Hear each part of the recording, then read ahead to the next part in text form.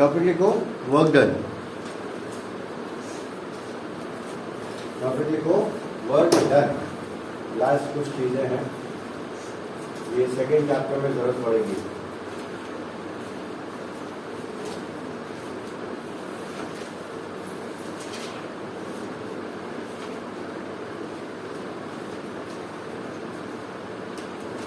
तो फिजिक्स में work done का मतलब ये है कि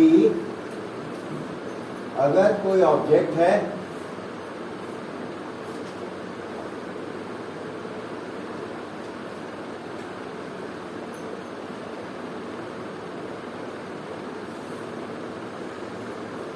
जिसमें अगर कोई फोर्स F अप्लाई किया गया है ना, और अगर इस फोर्स अप्लाई होने के कारण अगर ये डिस्प्लेसमेंट करता है, मान लिया छोटा सा डिस्प्लेसमेंट दिया, ठीक, तब कहा जाएगा कि उस फोर्स ने कुछ काम किया है। अगर डिस्प्लेसमेंट नहीं होगा अप्लाइड फोर्स के कारण तो वर्क डन होता हुआ नहीं माना जाए। ठीक है, मीन्स फोर्स भी अप्लाई होना चाहिए एज वेल एज डिस्प्लेसमेंट भी कुछ ना कुछ होना चाहिए। ठीक है,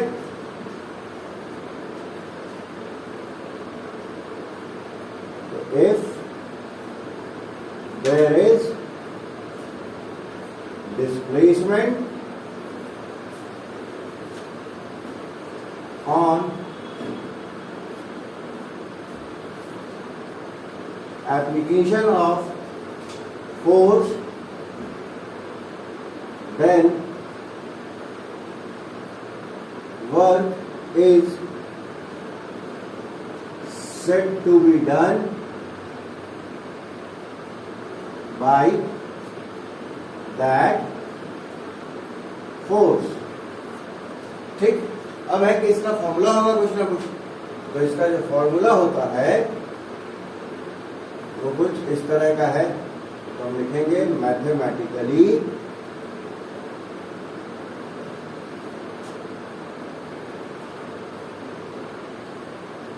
work done by force F equal to, ये प्रोडक्ट होता है किसका किसका, तो होगा component of force vector along displacement vector और इनटू डिस्प्लेसमेंट, जो भी डिस्प्लेसमेंट की वैल्यू। तो अब यहाँ पे हमको देखना होगा कि फोर्स का कौन सा कंपोनेंट है जो डिस्प्लेसमेंट की तरफ है। तो डिस्प्लेसमेंट तो इस तरफ है, तो इसी तरफ उस फोर्स का डायरेक्शन भी होना चाहिए कंपोनेंट का। तो मान लेते हैं कि इन दोनों के बीच में एंगल है थीटा, तो ये वाला कंपोनेंट कौन सा होगा फोर्स का, F cos थीटा कंपोनेंट होगा, है ना। Means component of force around displacement वो कौन सा वैल्यू होगा, F cos थीटा। तो ये जो हो गया, क्योंकि छोटा सा डिस्प्लेसमेंट है इसलिए वर्क डन भी छोटा ही होगा, dw से इंडिकेट किया। F cos थीटा हो गया वो कंपोनेंट, और इनटू डिस्प्लेसमेंट का मैग्नीट्यूड। इसको हम कुछ इस तरह भी लिख सकते हैं आगे पीछे करके। तो देखो थीटा क्या है, फोर्स वेक्टर डिस्प्लेसमेंट वेक्टर के बीच का एंगल, और ये कौन सा फॉर्मेट है, डॉट प्रोडक्ट का फॉर्मेट है। तो ये कन्वर्ट हो जाएगा किसमें, F डॉट dr। ठीक है, तो ये छोटा सा वर्क डन हुआ छोटे से डिस्प्लेसमेंट के। ठीक, अब बात करते हैं कि अगर टोटल वर्क डन की बात हो तब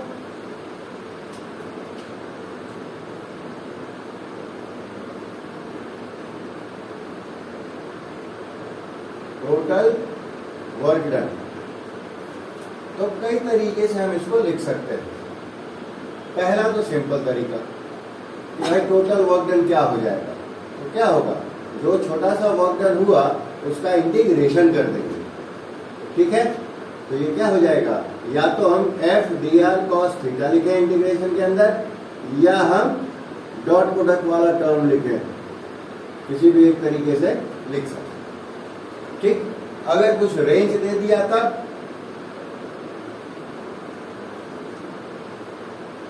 when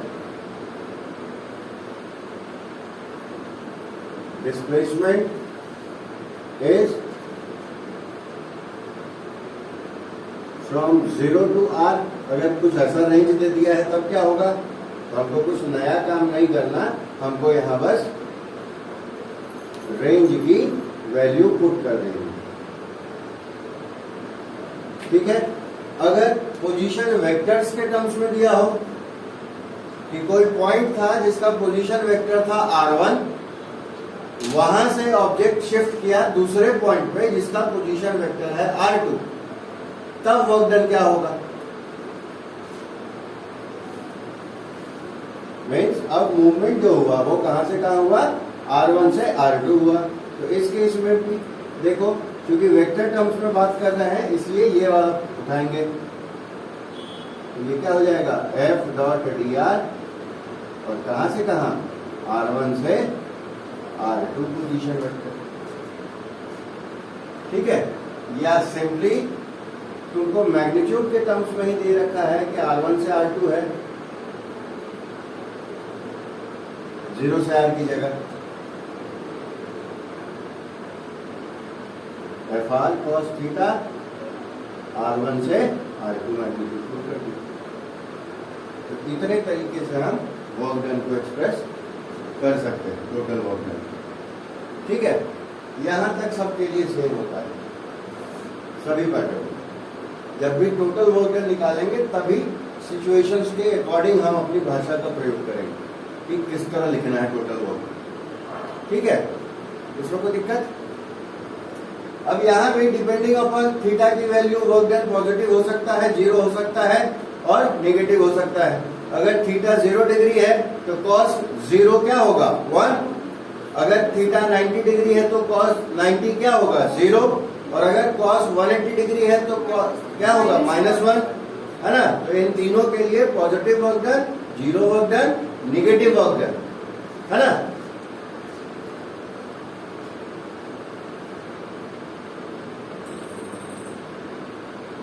मान लिया dw क्या था, f dr cos थीटा।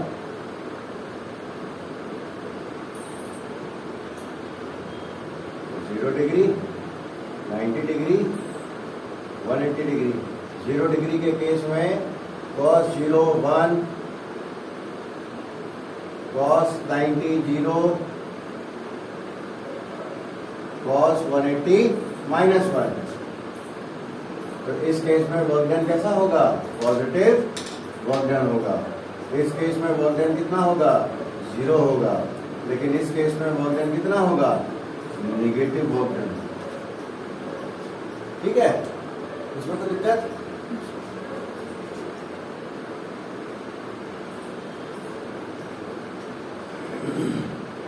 अब दूसरा पॉइंट आता है तुमको एनर्जी का। एनर्जी क्या होती है?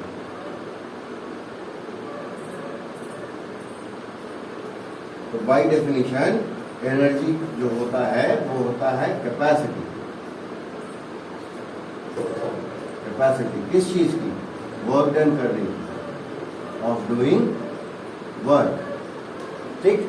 अब ये कैपेसिटी दो तरीके से किसी भी ऑब्जेक्ट में आ सकती है, एक उसके मोशन के कारण और एक उसके पोजीशन के कारण।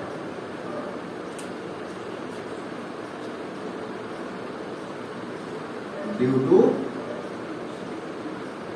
पोजीशन, जिसको कि हम पोटेंशियल एनर्जी कहते हैं, किससे इंडिकेट होगा, कैपिटल यू से। और दूसरा ड्यू टू मोशन के कारण, जिसको हम काइनेटिक एनर्जी बोलते हैं, कैपिटल के से इंडिकेट करेंगे। ठीक। तो पोटेंशियल एनर्जी क्या होता है, अगर हम डायरेक्ट फॉर्मूला की बात करें तो U जो होता है वो होता है mgh। काइनेटिक एनर्जी के फॉर्मूला की बात करें तो K जो होता है ½ mv²। ठीक। यहां पे एक और चीज आती है कि चूंकि लीनियर मोमेंटम एक टर्म डिफाइन होता है 11th में, 9th में भी स्टूडेंट्स पढ़ते हैं, मास इनटू वेलोसिटी, है ना। तो देखो काइनेटिक एनर्जी के फॉर्मूले में अगर हम ऊपर नीचे मास से मल्टीप्लाई कर दें तो ये क्या हो जाएगा, ऊपर में हो जाएगा m स्क्वायर v स्क्वायर, नीचे में हो जाएगा 2m। यहाँ पे mv को अंडर ब्रैकेट रखा, पूरे पे स्क्वायर कर दिया, तो ये किस में बदल जाएगा, p स्क्वायर बाई 2m में, है ना। मतलब काइनेटिक एनर्जी का एक फॉर्मूला हो गया p स्क्वायर बाई 2m। ठीक। पोटेंशियल में क्या होता है, पोटेंशियल में हमेशा ध्यान रखना कि हम यहाँ पे ये जो पोटेंशियल एनर्जी लिखा हुआ है इसका एक्चुअल मतलब है चेंज इन पोटेंशियल एनर्जी, ठीक है, जिसको हम डेल यू से भी इंडिकेट करते हैं और यूएफ माइनस यूआई लिखते हैं। मतलब final potential energy minus initial potential energy, मतलब इनिशियली जो भी डिस्पोजिशन हो ऑब्जेक्ट की उस समय क्या एनर्जी होगी, फाइनल पोजीशन होने पे उसकी पोटेंशियल एनर्जी क्या होगी। तो हम हमेशा उसका डिफरेंस की बात करते हैं, ठीक है। बोलचाल की भाषा में हम इन जनरल सिर्फ पोटेंशियल एनर्जी बोलते रहते हैं, बट उसका एक्चुअल मतलब क्या है, चेंज इन पोटेंशियल एनर्जी, ठीक है। तो फॉर एग्जांपल देख लो, ये मान लिया अर्थ, ये कोई ऑब्जेक्ट है जिसकी हाइट इनिशियली क्या है, 0 है। तो इस केस में यहाँ पे इनिशियल पोटेंशियल एनर्जी क्या होगा, इसका 0 होगा उस फॉर्मूला से, है ना। वो वहां पड़ा हुआ बेचारा चुपचाप, ना वो मोशन में है ना हाइट पे है ना। लेकिन इसके ऊपर लग तो रहा है इसका अपना वेट mg के बराबर नीचे की तरफ, ठीक। तो हम क्या करते हैं, किसी तरीके से इस पर अपोजिट डायरेक्शन में जस्ट वेट के बराबर ही फोर्स अप्लाई करते हैं, कुछ इस तरह। ये ऑब्जेक्ट जो है ऑलमोस्ट 0 एक्सेलरेशन से ऊपर उठता हुआ एक हाइट h गेन कर ले, मतलब जो अप्लाइड फोर्स है वो बहुत कम अमाउंट से ज्यादा है। मीन्स अगर वेट अगर 10 न्यूटन का है mg, है ना, तो अप्लाइड फोर्स 10.001 हो सकता है। तो डिफरेंस है ना 0.001 का, वो किधर है, ऊपर की तरफ।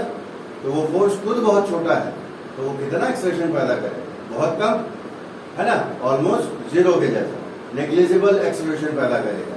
बट एक्सेलरेशन तो है, तो वो घोंगे जैसी रफ्तार से धीरे धीरे ऊपर तो उठेगा, है ना। तो मान लेते हैं कि ये धीरे धीरे ऊपर उठता हुआ h हाइट गेन कर लेता है। हाइट कितना गेन हो गया, h, यहां पे पहुंच गया ये, ठीक है। इसमें कोई दिक्कत। तो देखो यहां से यहां वर्क डन कितना करना पड़ा, फोर्स इनटू डिस्प्लेसमेंट के फॉर्मूले से फोर्स डिस्प्लेसमेंट हो गया हाइट के बराबर, और जिस तरफ ये अप्लाइड फोर्स था उसी तरफ डिस्प्लेसमेंट भी था, मतलब ये वाला केस। तो कॉस क्या हो गया, 0 डिग्री। तो हमको क्या मिला, सिर्फ एफ एच मिला, है ना, मिला। और एफ की वैल्यू क्या है, mg के बराबर है, तो h हो गया हुआ। तो बाय डेफिनेशन जो चेंज इन पोटेंशियल एनर्जी होती है वो क्या होती है, work done by external force. External force ने कितना काम किया, mgh के बराबर काम किया। तो चेंज इन पोटेंशियल एनर्जी क्या हो गई, mgh के बराबर, ठीक। तो ये डेफिनेशन याद रखना है, चेंज इन पोटेंशियल एनर्जी। सिर्फ पोटेंशियल एनर्जी का एक्चुअल मतलब क्या है, चेंज इन पोटेंशियल एनर्जी होना है। और चेंज इन पोटेंशियल एनर्जी किसके बराबर होगी, एक्सटर्नल फोर्स के वर्क डन के बराबर होगी, ठीक, क्लियर है। लेकिन यहाँ पे ध्यान रखना, अगर हम इस एक्सटर्नल फोर्स के कंसेप्ट को यहाँ इंट्रोड्यूस ना करें और इस ग्रेविटेशनल फोर्स के ही अगेंस्ट हम चाह रहे हैं कि इसको हाइट h गेन करा दें, तो उस केस में फोर्स की जगह कंसीडर कौन होगा, वेट कंसीडर होगा, ठीक। तो वेट तो लग रहा है नीचे mg अमाउंट का, डिस्प्लेसमेंट हो रहा है ऊपर, ठीक। तो एंगल कितना है दोनों में, 180 डिग्री का, तो वो केस है माइनस वाला, तो इस केस में वर्क डन कितना होगा माइनस एफजीएच, तो वहां डेफिनेशन बदल जाती है। वहां डेफिनेशन होगी कि चेंज इन पोटेंशियल एनर्जी जो है वो है वर्क डन, वो रहेगा वो वर्क डन ही, लेकिन निगेटिव वर्क डन की बात करेंगे, means negative of work done by gravitational force. तो वर्क डन तो पहले से माइनस एमजीएच आया था, उसका भी निगेटिव, घूम फिर के हो गया पॉजिटिव, तो वैल्यू हमको एमजीएच ही मिलनी। ठीक है, तो ये जो है वो इंटरनल फोर्स है सिस्टम का, कि अर्थ उस मास पे चुपचाप अपना फोर्स लगा रही थी, वो इंटरनल फोर्स है। तो जब भी इंटरनल फोर्स के टर्म्स में वर्क डन डिफाइन करेंगे, पोटेंशियल एनर्जी डिफाइन करेंगे, तो वो क्या लेंगे, उसके वर्क डन का निगेटिव वैल्यू लेंगे। और ये फोर्स कौन सा था, एक्सटर्नल फोर्स है, तो ये जो वर्क डन करेगा वो चुपचाप एनर्जी के तौर पे कन्वर्ट हो जाएगा, क्योंकि यहाँ कोई माइनस माइनस नहीं किया, सिंपली लिख दिया कि उसके कारण जो भी वर्क डन हुआ वही चेंज इन पोटेंशियल एनर्जी। ठीक है, क्लियर है चीज। तो जब इंटरनल फोर्स काम करेगा तो उसके वर्क डन का निगेटिव वैल्यू या उस, ठीक है, या negative of work done by that force, वो होगा चेंज इन पोटेंशियल एनर्जी। और अगर एक्सटर्नल एजेंट है तो उसका work done as it is potential energy के तौर पे आ जाएगा। ठीक, क्लियर है ये चीज। इसका सबसे अच्छा एग्जांपल है कि तुम घर का कोई काम करो तो उसके बदले तुमको कोई पे आउट नहीं मिलता है, उल्टा डांट पड़ जाती है, तो अप्रिसिएशन मिलने की जगह तुमको उल्टा काम हो गया तुम्हारे साथ। तो वही चीज इस वेट वाले फोर्स के साथ था कि वेट के अगेंस्ट अगर हम काम कराते तो उसका निगेटिव होता, लेकिन अगर कोई बाहर से बंदा बुला के वो घर का काम करता है तो उसको पैसा मिलता है, तो उसका work done as it is पैसे के रूप में स्टोर हो जाता है और महीना पूरा होने पे उसको मिल जाता है। तो वो एक्सटर्नल फोर्स का कंडीशन हो जाता है। ठीक है, क्लियर है, क्लियर है। तो ये हो गया तुम्हारा चेंज इन पोटेंशियल एनर्जी का कंसेप्ट। इसका जरूरत पड़ेगा तुमको, इस कंसेप्ट का, इस डेफिनेशन का। पोटेंशियल जो सेकंड चैप्टर पढ़ोगे उसका शुरुआत ही इसी कंसेप्ट से होती है। वो वर्क डन से ही कहानी शुरू करेगा और धीरे से चेंज इन पोटेंशियल एनर्जी की बात करेगा और पोटेंशियल की बात करेगा, जो वोल्टेज पढ़ते हैं। ठीक है, तो वहां पे इसका जरूरत पड़ेगा बहुत ज्यादा, और उस वर्क डन को निकालने के लिए हमको इसी टाइप से कुछ कैलकुलेशंस की जरूरत पड़ेगी। ठीक है, इसलिए वर्क डन बताया, इसलिए पोटेंशियल एनर्जी बताया। ठीक, क्लियर है ये चीज।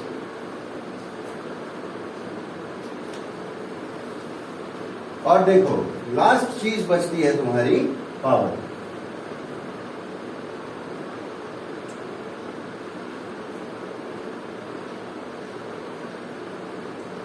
तो पावर क्या होता है, पावर होता है रेट ऑफ डूइंग वर्क। क्या होता है power, rate of doing work. तो छोटी क्लासेस में ये डेफिनेशन, इसका फॉर्मूला हो जाता है total work done by total time, और तुम्हारे लिए 11th में आके ये फॉर्मूला डिफरेंशिएशन में कन्वर्ट हो जाता है, dw/dt।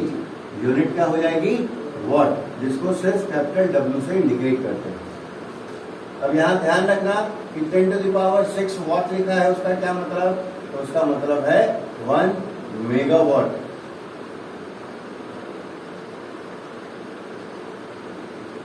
ठीक है, 10⁻³ है तो वो है 1 किलोवाट।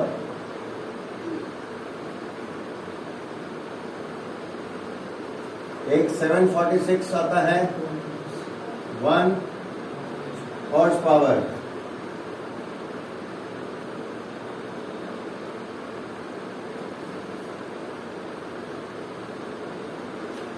ठीक है, इसमें कोई दिक्कत, लिख लो फटाफट जल्दी।